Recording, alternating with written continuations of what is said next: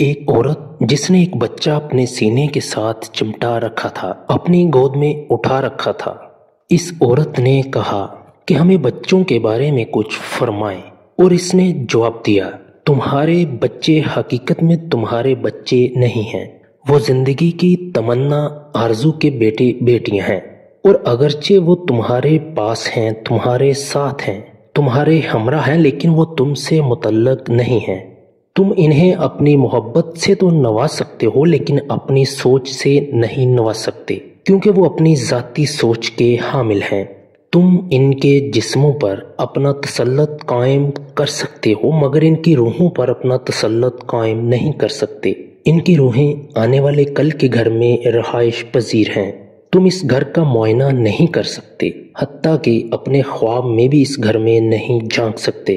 तुम इनकी तरह बनने की कोशिश कर सकते हो, जद्दोजहद कर सकते हो, इनके सांचे में ढलने की कोशिश कर सकते हो, लेकिन इनको अपनी तरह नहीं बना सकते, इनको अपने सांचे में नहीं ढाल सकते। तुम कमान हो और तुम्हारे बच्चे तीर हैं। तुम वो कमान हो जिसमें तुम्हारे बच्चे जिंदा तीरों की तरह रख कर आगे की जानब चलाए जाते हैं। देखना ये है कि किसका तीर दूर तक मार करता है।